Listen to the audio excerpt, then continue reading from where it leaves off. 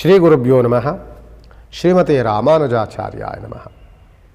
ಇದು ವಿಶೇಷವಾದಂತಹ ವರ್ಷ ಭವಿಷ್ಯದಲ್ಲಿ ಕನ್ಯಾ ರಾಶಿಯವರಿಗೆ ಹೋದ ವರ್ಷಕ್ಕೂ ಈ ವರ್ಷಕ್ಕಿರುವಂತಹ ವ್ಯತ್ಯಾಸಗಳು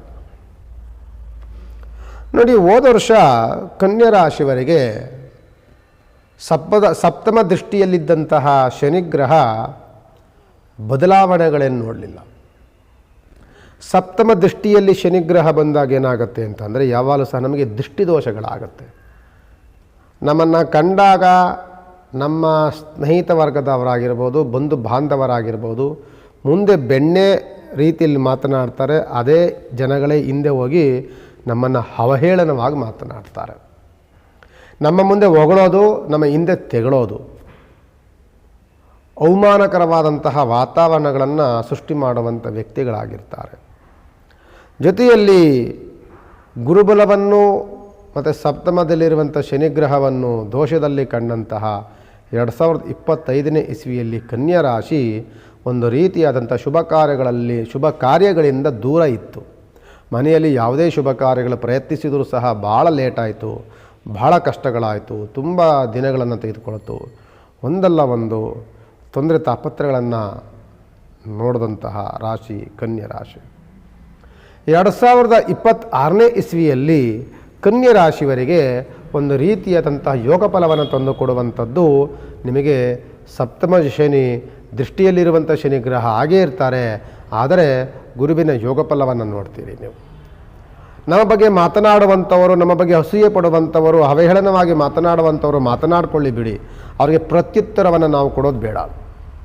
ಒಂದು ಪ್ರತ್ಯುತ್ತರವನ್ನು ಕೊಟ್ಟಾಗ ಅವರ ಮಾತುಗಳಿಗೆ ಒಂದು ಆನ್ಸರ್ ಮಾಡಿದಾಗ ಅದು ಸಮಸ್ಯೆ ಗೊಂದಲ.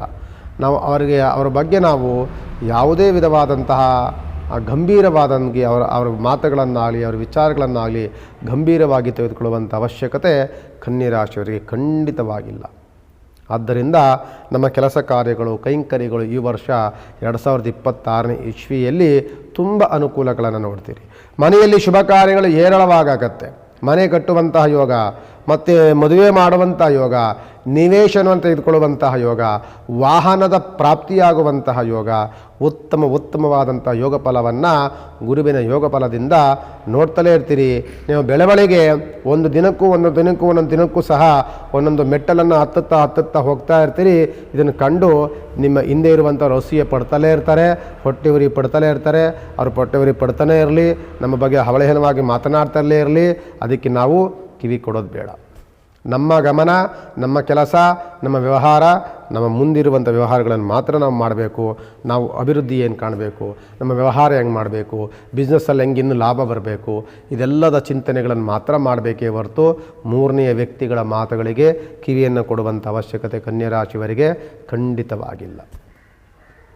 ವ್ಯವಹಾರದಲ್ಲಿ ತುಂಬ ಚೆನ್ನಾಗಿದೆ, ಬಿಸ್ನೆಸ್ ತುಂಬ ಲಾಭ ಸಿಗುತ್ತೆ ನಿಮಗೆ. ಮತ್ತು ಹೈನುಗಾರಿಕೆಯಲ್ಲಿ ತುಂಬ ಚೆನ್ನಾಗಿರುತ್ತೆ, ರೈತಾಪಿ ವರ್ಗದವರಿಗೆ ತುಂಬ ಚೆನ್ನಾಗಿರುತ್ತೆ, ಸರ್ಕಾರಿ ಕೆಲಸದಲ್ಲೇ ಚೆನ್ನಾಗಿರುತ್ತೆ. ಯಾರಾದರೂ ಕಲಾವಿದರಿದ್ದರೆ, ನಟನಟಿಯರು, ಕಲಾವಿದರು, ಉತ್ತಮವಾದಂಥ ದಿನಗಳು ನಿಮಗೆ ಆರಂಭವಾಗುತ್ತೆ. ನಿಮಗೆ ಹಣಕಾಸಿನ ಅನುಕೂಲಕರು ಹೋದ ವರ್ಷಕ್ಕಿಂತಲೂ ಈ ವರ್ಷ ಹಣಕಾಸಿನ ಅನುಕೂಲಗಳಂತೂ ದೊಡ್ಡ ಮಟ್ಟದಲ್ಲಿರುತ್ತೆ ನಿಮಗೆ.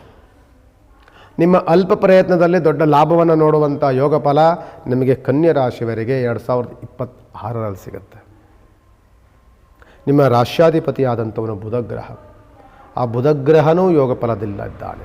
ನಿಮಗೆ ಆಲೋಚನಾ ಶಕ್ತಿ ತುಂಬ ಚೆನ್ನಾಗಿದೆ. ಏನು ಮಾಡಬೇಕು, ಏನು ಮಾಡಬಾರ್ದು ಅನ್ನುವಂಥ ಚಿಂತನೆ ಚೆನ್ನಾಗಿದೆ. ನಿಮ್ಮ ಕಲ್ಪನೆಗಳು ತುಂಬ ಚೆನ್ನಾಗಿದೆ. ಮುಂದಿನ ಆದಿಯ ತೀರ್ಮಾನಗಳು ತುಂಬ ಚೆನ್ನಾಗಿರುತ್ತೆ.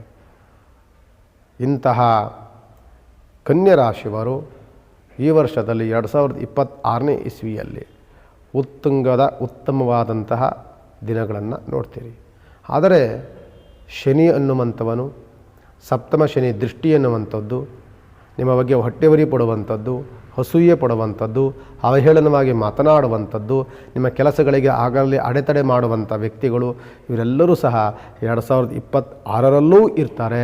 2025ರಲ್ಲಿದ್ದರೂ 2026ರಲ್ಲೂ ಇರ್ತಾರೆ. ಅದ್ರ ಬಗ್ಗೆ ನಾವು ಜಾಸ್ತಿ ಆನ್ಸರ್ ಮಾಡಬಾರ್ದು. ಅವ್ರ ಬಗ್ಗೆ ಗಮನವನ್ನು ಹರಿಸಬಾರ್ದು. ಅವರ ಮಾತುಗಳನ್ನು ಗಂಭೀರವಾಗಿ ನಾವು ತೆಗೆದುಕೊಳ್ಳೋದಂತೂ ಮಾಡೋಕ್ಕೆ ಹೋಗಬಾರ್ದು. ಇದನ್ನು ಮಾಡಿ ರಾಷ್ಟ್ರಾಧಿಪತಿ ಬಂದು ಬುಧಗ್ರಹನಾಗಿರ್ತಾನೆ. ಯಾವಾಗಲೂ ಸಹ ಮಹಾವಿಷ್ಣು ದೇವಸ್ಥಾನಕ್ಕೆ ಹೋಗಿ ಮಹಾವಿಷ್ಣುವಿನ ಉಪಾಸನೆಯನ್ನು ಮಾಡಿ, ಸಾಧ್ಯವಾದರೆ ಎಲ್ಲರೂ ಸತ್ಯನಾರಾಯಣ ಪೂಜೆ ಆಗ್ತಿದ್ರೆ ಅಲ್ಲಿ ಹೋಗಿ ಕೂತ್ಕೊಳ್ಳಿ. ನಿಮ್ಮಲ್ಲಿ ಮಾಡಬೇಕು ಅಂದರೆ ಒಂದ್ಸಲಿ ಸತ್ಯನಾರಾಯಣ ಪೂಜೆಯನ್ನು ಮಾಡಿ. ಇದೆಲ್ಲ ಮಾಡೋದ್ರಿಂದ ನಿಮ್ಮ ಮನಸ್ಸಿಗೆ ಒಂದು ರೀತಿಯ ತೃಪ್ತಿ ಸಿಗುತ್ತೆ.